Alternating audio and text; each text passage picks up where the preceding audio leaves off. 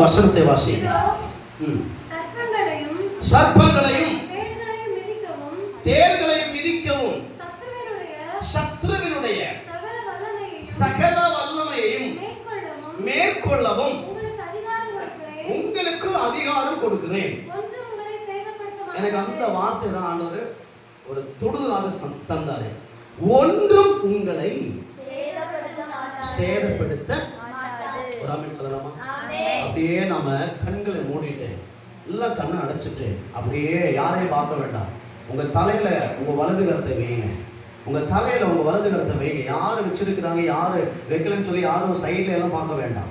சரிங்களா? உங்க தலையில அவன் உங்க கையை வச்சுட்டு என்னோடு கூட சேர்ந்து சொல்லுங்க, ஒன்றும் என்னை சேதப்படுத்த மாட்டாது அப்படின்னு சொல்லுங்க. ஒன்றும் என்னை சேதப்படுத்த மாட்டாது. ஆமென் ஆமென் ஆமென். Praise the Lord. நல்லா கவனிங்க. ஆண்டவராகிய தேவன் சீஷர்களை அழைக்கும் பொழுது முதலாவது ஒரு சீஷனை அழைச்சார். ஏற்கனவே சொல்லியிருக்கிறேன். இரண்டாவது 2 சீஷர்களை அழைத்தார். மூன்றாவது 5 பேரை அழைத்தார். 4 பேரை அழைத்தார். நான்காவது 70 பேரை அழைத்தார். ஐந்தாவது அவன் 400 பேரை அழைத்தார். ஆறாவது 5000 பேரை அழைத்தார். ஆமென் சொல்லலாமா? 5000 பேரை அழைத்தார். இந்த அழைக்கப்பட்டவர்கள் எல்லாம் தேவனுடைய சீஷர்களாக மாறிவிட்டார்கள். எதற்காக சீஷர்களாக மாறினார்கள்? இயேசு கிறிஸ்துவின் சுவிசேஷத்தை, இயேசு கிறிஸ்துவின் நாமத்தை உலகத்திற்கு அறிவிக்கும் பொருட்டாக தாங்கள் இயேசுவின் நல்ல சீஷர்களாக மாறிவிட்டார்கள். ஆமென் சொல்லுங்களேன். அல்லேலூயா. இப்போ 16வது வசனத்திலிருந்து நம்ம வாசிக்கலாம். வாசிங்கள். சீஷரை நோக்கி உங்களுக்கு செவி கொடுக்கிறவன் எனக்கு செவி கொடுக்கிறான். உங்களை அசட்டை பண்ணுகிறவன் என்னை அசட்டை பண்ணுகிறான். என்னை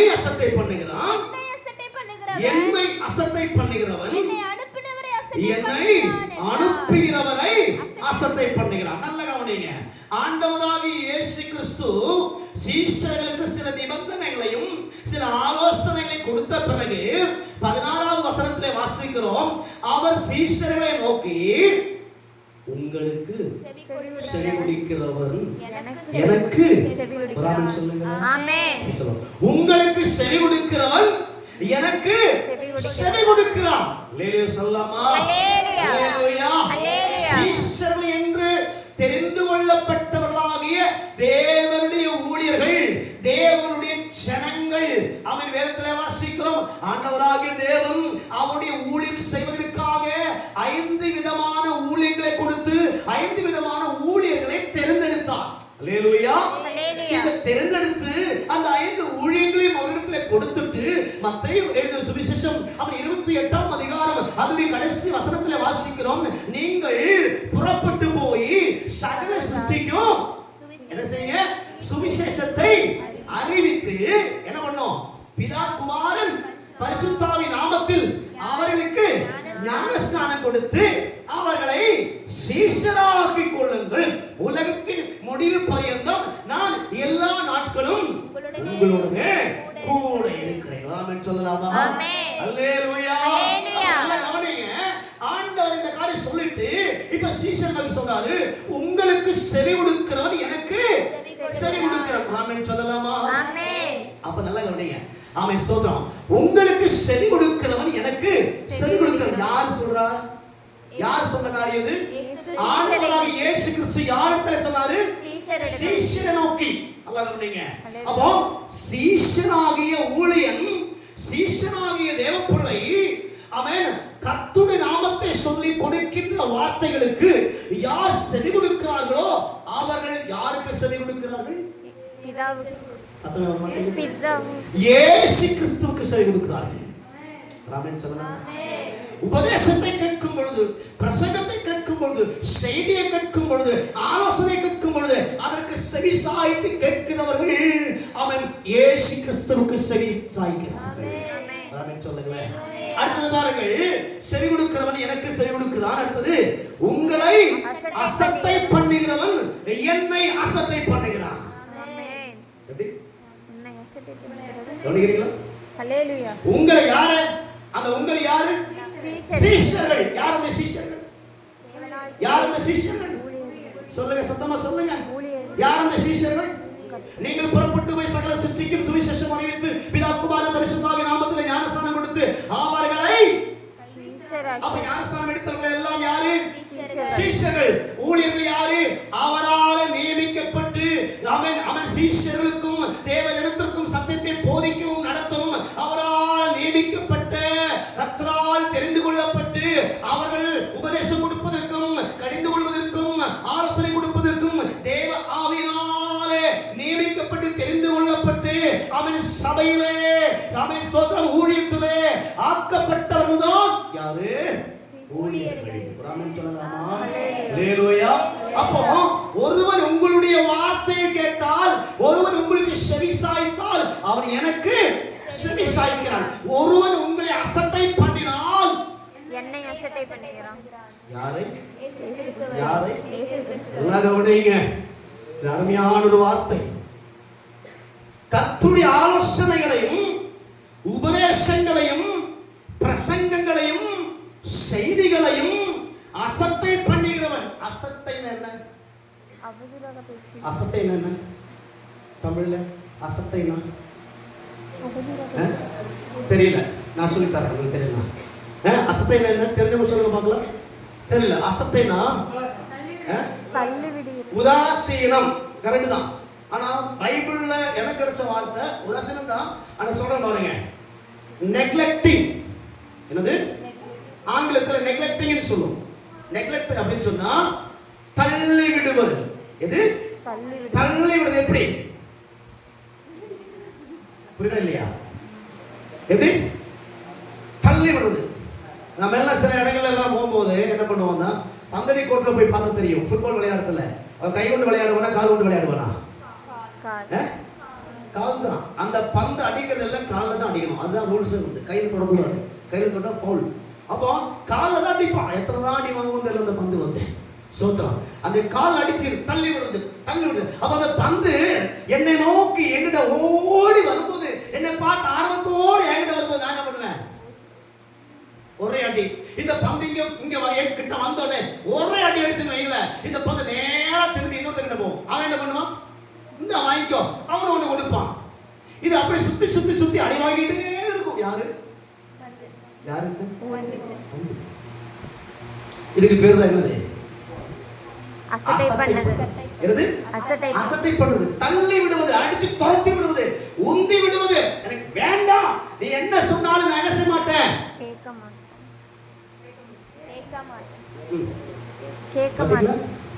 நீ என்ன சொன்னாலும், நீ என்ன பிரசங்கம் பண்ணாலும், நீ என்னத்தை தான் வந்து சொன்னாலும் நான் என்ன செய்ய மாட்டேன். இதுக்கு பேர் தான் என்னது? அசட்டை. அசட்டைன்னு சொன்ன என்ன அர்த்தம்? தள்ளி விடுதல். இது தள்ளி விடுதல். வேண்டாம், தள்ளி விடுதல். தள்ளி விடுதல். நீ சொல்லி நான் என்ன கேட்க, நீ உபதேசம் பண்ணி நான் என்ன கவனிக்க. தள்ளி விடுதல். அப்ப ஆண்டவர் சொல்றாரு, உன்னை அசட்டை பண்ணுகிறவன் இயேசு கிறிஸ்துவை. காரணம் என்ன? அவன் போதிக்கிறவன் எதை போதிக்கிறான்? கர்த்தருடைய வார்த்தையை போதிக்கிறான். சுவிசேஷம் சொல்லுகிறவன் எதை சொல்லுகிறான்? கர்த்தருடைய வார்த்தையை. அவன் ஆலோசனை கொடுக்கிறவன் எதை சொல்லுகிறான்?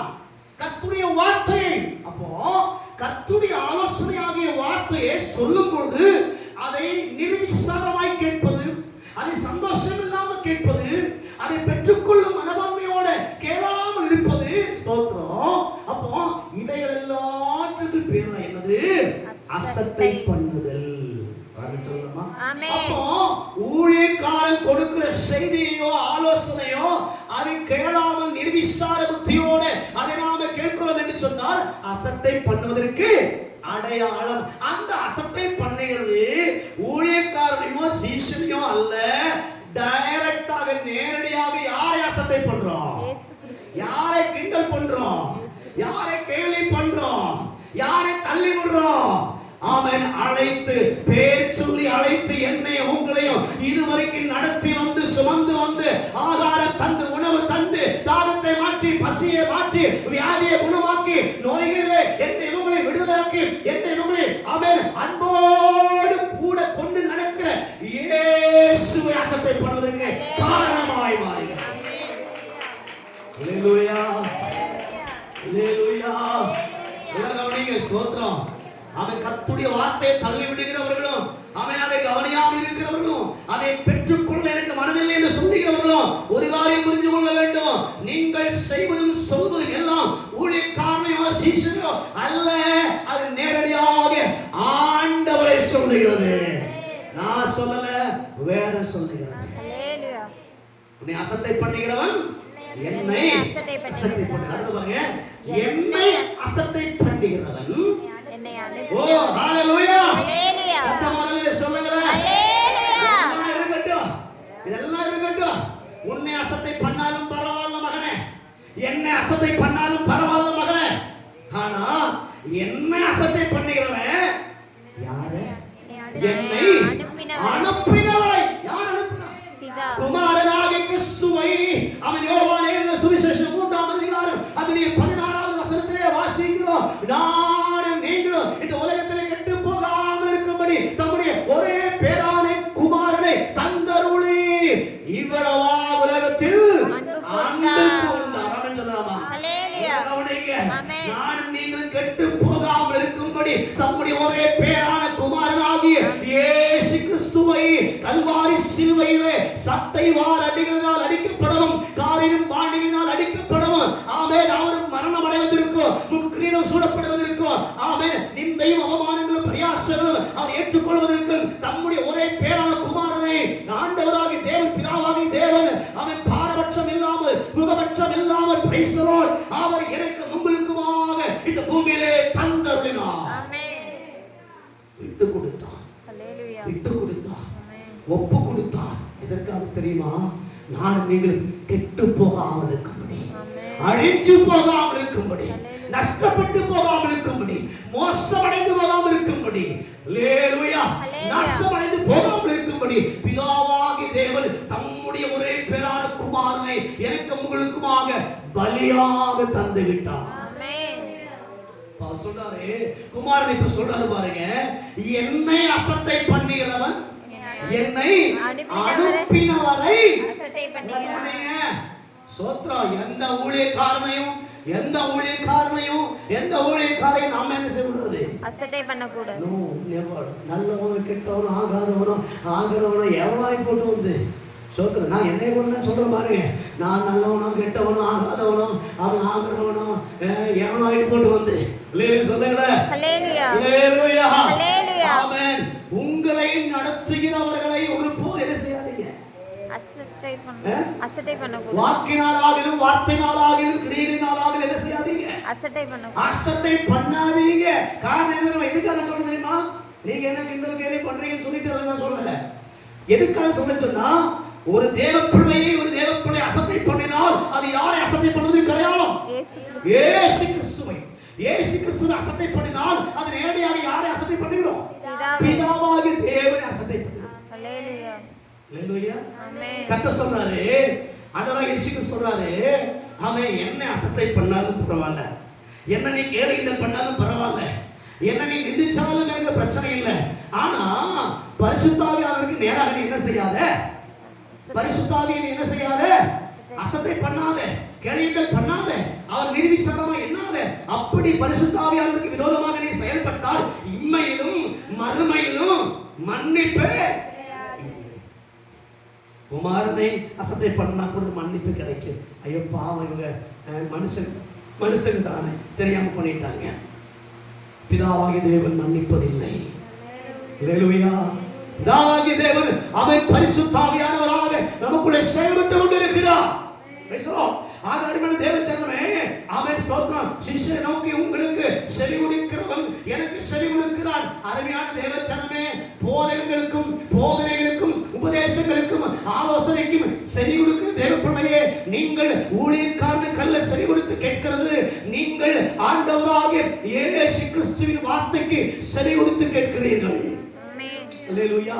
இரண்டாவது, அவன் ஊழியக்காரனையோ தேவனுடைய சீஷனையோ நாம் அசட்டை பண்ணுகிறோமே என்றால் அது ஊழியக்காரனை அல்ல, அவன் சீஷனை அல்ல நாம் அசட்டை பண்ணுகிறது. மாறாக ஆண்டவராகிய இயேசு கிறிஸ்துவே, எனக்கும் உங்களுக்குமாக கல்வாரி சிலுவையிலே அடிக்கப்பட்டவரை, என் பாவத்தை உங்கள் பாவத்தை சுமந்தவரை, எனக்கும் உங்களுக்குமாக அடிக்க கொண்டு போகிற ஆட்டுக்குட்டியை போல மௌனமாக இருந்தவரை நான் நீங்களும் அசட்டை பண்ணுவதற்கு அடையாளமாக இருக்கிறது. சொல்லுகிறார், என்னை அசட்டை பண்ணுகிறவன், என்னை அசட்டை பண்ணுகிறவன் என்னை அனுப்பினவரை அசட்டை பண்ணுகிறான். என்னை தள்ளி விடுகிறவன், என்னை ஒதுக்கி விடுகிறவன் என்னை அனுப்பினவரை ஒதுக்கி விடுகிறான். அவர் என்னை ஏற்றுக்கொள்ளவில்லை, என்னை அனுப்பினவரையும் ஏற்றுக்கொள்ளவில்லையே. ஆமென் சொல்லுங்களேன். அல்லேலூயா. இப்போ இந்த சீஷர்களை பார்த்து இவர்கள் எல்லாம் சொல்லிட்டு 17வது வசனத்தை வாசிக்கிறோம். பின்பு அந்த 70 பேரும் சந்தோஷத்தோடு திரும்பி வந்து, ஆண்டவரே, உம்முடைய நாமத்தினாலே பிசாசுகளும் எங்களுக்கு கீழ்ப்படிகிறது. ஆமென் சொல்லலாமா? ஆமென். அல்லேலூயா. அல்லேலூயா. நான் நீங்கள் கிராமத்துக்குள்ள போனா பிசாசு அசுத்தாவி என்ன உங்களை பார்த்து என்ன செய்யணும்? நடுங்கணும். என்ன செய்யணும்? நடுங்கணும். நேரா திரும்பி தான் இருக்கு. இப்ப எப்படி இருக்கு? நேரா திரும்பி தான் இருக்குது. என்னது?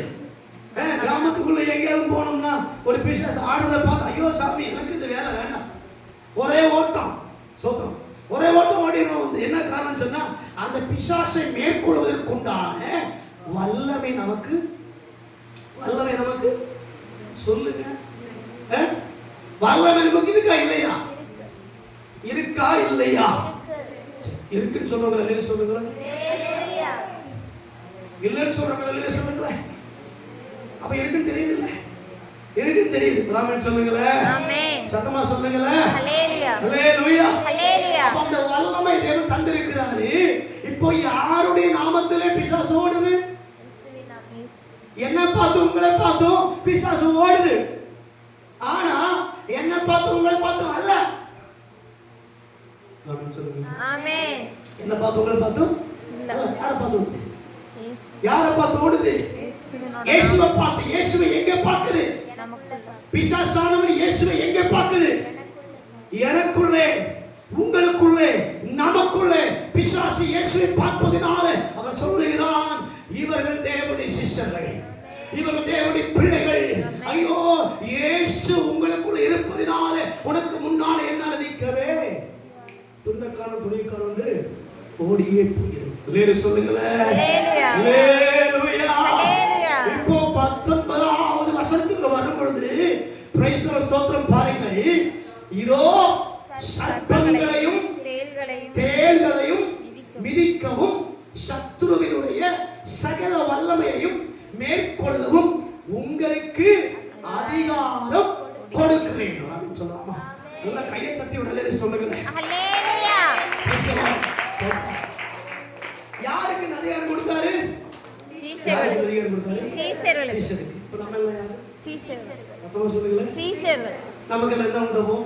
அதிகாரம் இருக்கா இல்லையா? இருக்கு. இருக்கா இல்லையா? இருக்கு. இருக்கு. நமக்கு என்ன உண்டு? அதிகாரம் உண்டு. எதற்கெல்லாம் அதிகாரம் உண்டு? சர்ப்பங்களையும் தேள்களையும் மிதிக்கவும். எப்படி? சர்ப்பங்களையும் தேள்களையும் மிதிக்கவும். பாம்பை பார்த்தா 10 கிலோமீட்டர் தூரத்துல நிக்கிற நமக்கு தான் என்ன ஆர்டர் கொடுத்திருக்கிறாரு? அதிகாரம். நாம பெருமையா சொல்லிடுவோம், பாம்புகளையும் சர்ப்பங்களையும் தேள்களையும் மிதிச்சு போட எனக்கு ஆண்டவர் என்ன செஞ்சிருக்கிறாரு? அதிகாரம் தந்திருக்கிறாரு. பக்கத்துல பிள்ளைங்க யாராவது வந்து சீமா குச்சி வச்சு காலை சொன்னா ஐயோ சொல்லி என்ன பண்ணிடுவோம்? பாம்பு சொல்லி ஓடியே போயிடுவோம். காரணம் என்ன? பாம்பை பார்த்தா படையும், அது பழமொழி. பாம்பை பார்த்தா படையும். அதே போலதான் உண்மைதான், பழமொழி அல்லது உண்மைதான். வந்து பாம்புன்னு சொன்னாலே படையும் நடுங்குன்றது உண்மைதான். வந்து காரணம் என்ன? அதனுடைய விஷத்தன்மை. பாம்புடைய விஷத்தன்மையை மனிதனுக்கு தெரியும். அதை கடிச்சு விட்டால் ஒன்றாம் மரணம், இல்லைன்னா சரியான ட்ரீட்மெண்ட் கொடுத்தா ஜீவன் கிடைக்கும். ட்ரீட்மெண்ட் இல்லைன்னு சொன்னா மரணம் தான். பாம்புடைய தன்மையை அறிந்த மனிதன் அவனை கண்டு ஓடுகிறான். நீங்க வேற சொல்லுகிறது, சர்ப்பங்களையும் தேள்களையும் என்ன பண்ண என்ன பண்ண சத்தமா சொல்லுங்க. மிதிக்கணும். மிதிக்க உங்களுக்கு கேட்கிறேன். நீங்க வேலைக்கு போகும்பொழுது களை வெட்டிட்டு இருக்கும் பொழுது அந்த களையை பிடிக்கிட்டு இருக்கும் பொழுது அது கடையில் இருந்து சைன்னு ஒரு பாம்பு தலையை தூக்கி இப்ப நின்றுது வந்து நீங்க என்ன செய்வீங்க? நீங்க என்ன செய்வீங்க? என்ன செய்வீங்க? பாசு போன வாரம் பிரசங்கம் பண்ணாரு, சர்ப்பங்களையும் தேள்களையும் மிதிக்க ஆண்டவர் அதிகாரம் கொடுத்திருக்கிறாரு. அப்பாலே போ சாத்தானே. எங்க மிதிச்சாச்சு? எங்க மிதிச்சாச்சு? பாம்பு தலை. பாம்புடைய தலை இல்ல, நடு பகுதியில் ஒரே மிதி. அந்த பாம்பு என்ன பண்ணிருச்சு? திரும்பி ஒரே அவன்தான் கடிச்சவன் மிதிச்சவன். எங்க அப்புறம் போயிட்டு சொல்லக்கூடாது, பாஸ்டர் சொன்னாரு போன வார்த்தை மிதிக்க நான் மிதிச்சு போட்டேன்.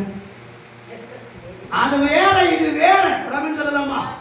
பாம்புகளையும் வாசிங்கள் சர்ப்பங்களையும் தேள்களையும் மிதிக்கும் என்று சொன்னால் சர்ப்பங்கள் போன்ற விஷமுள்ள காரியங்களை உன் வாழ்க்கையில உன்னை தகர்த்து விட, உன் வாழ்க்கையில உன்னை அழித்து விட, உன் வாழ்க்கையில உன்னை கடித்து விட, உனக்கு நேராக சீறிக்கொண்டு நிற்கின்ற சர்ப்பத்துடைய விஷமுள்ள அந்த காரியத்தையும் நீ மிதிச்சு போன என்று சொன்னால் அப்படிப்பட்ட காரியங்களை நீ எளிதாக என்ன செய்யலாம்?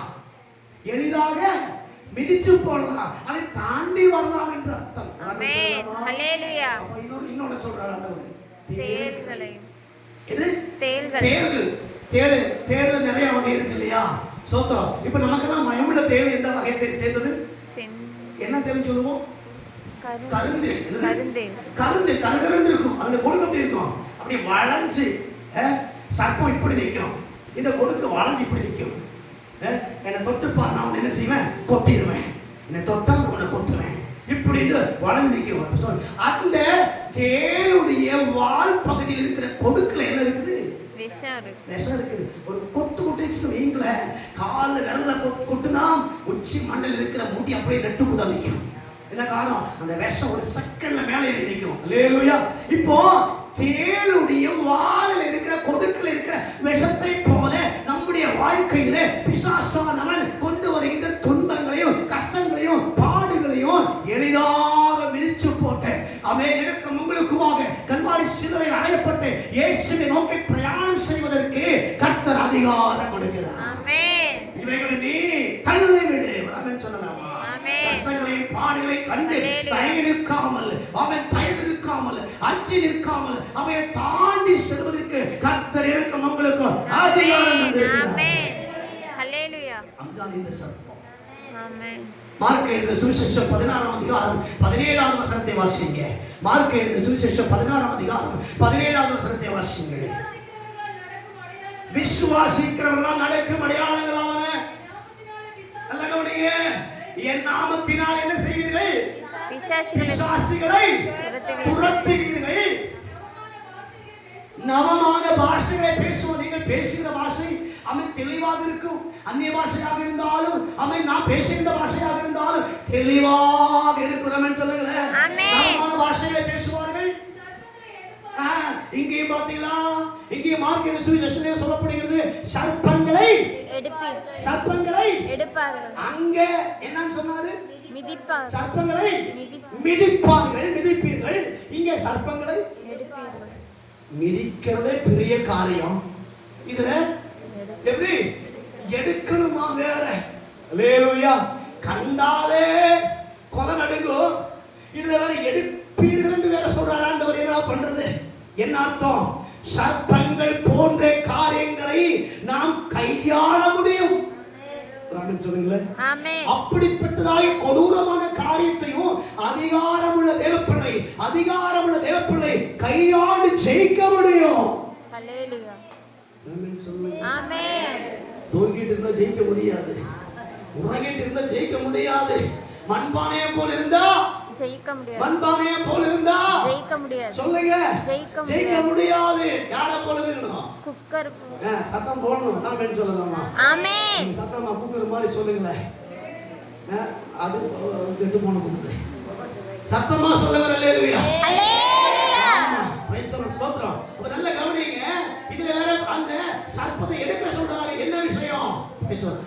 அநேகருடைய பிரச்சனைகளை கையாள முடியும். யாரு? அதிகாரம் உள்ள தேவப்பிள்ளை.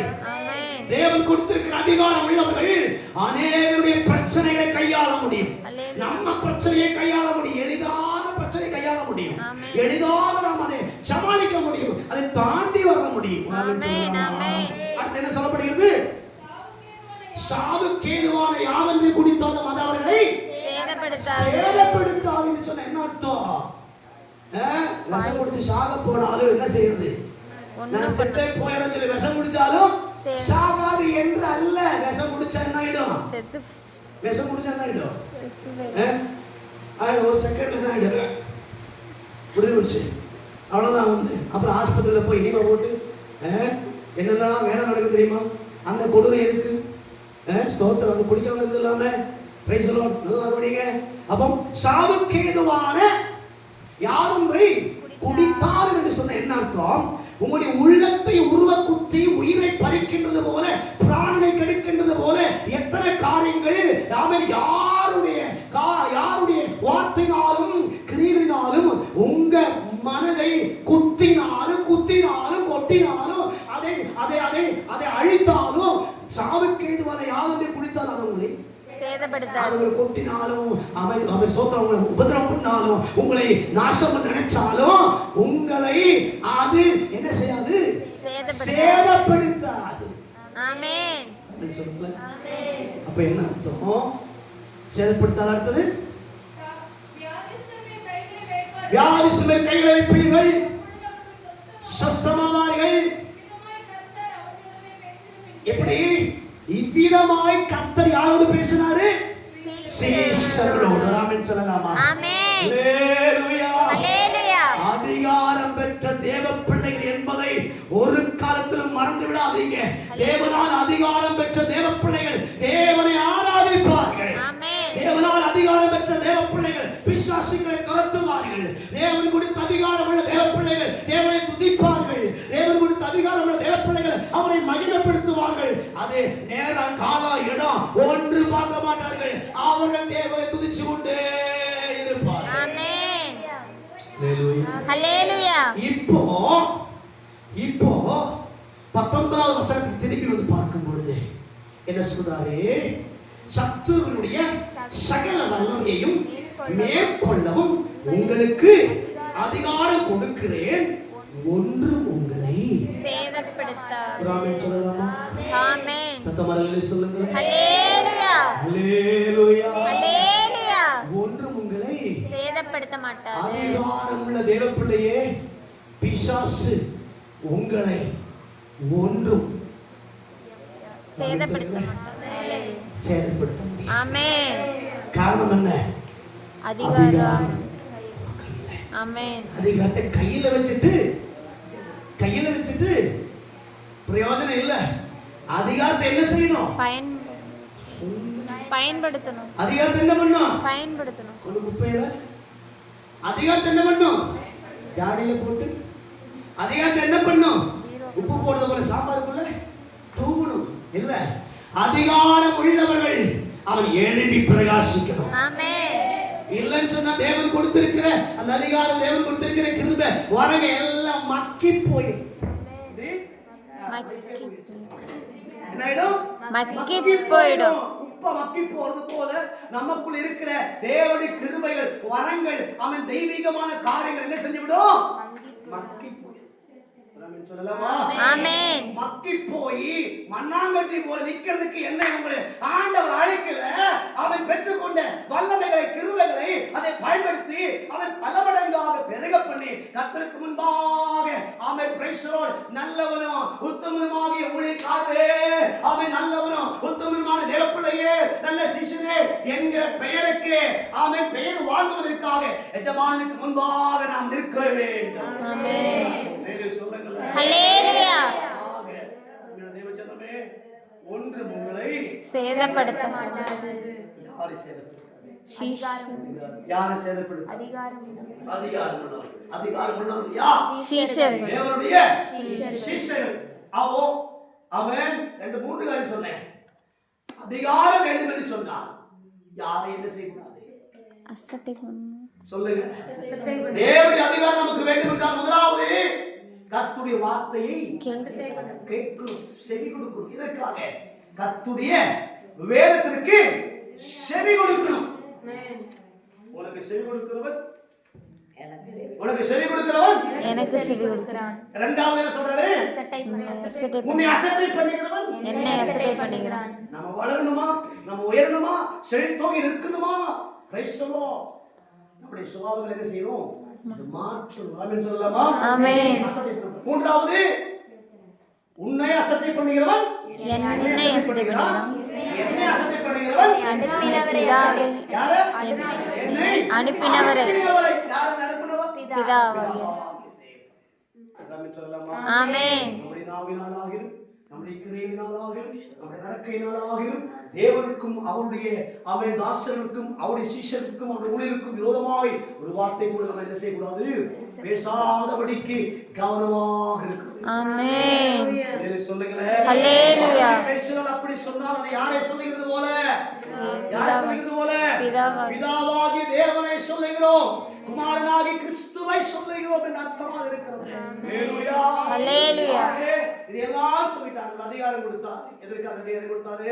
சர்ப்பங்களையும் தேள்களையும் மிதிக்கவும் சத்துருவின் சகல வல்லமையை மேற்கொள்ளவும் அதிகாரம் கொடுத்தார். அவைகள் ஒன்றும் உங்களை சேதப்படுத்தாது. எல்லாரும் எழுதிக்கிறோம். அதே சமூகத்துல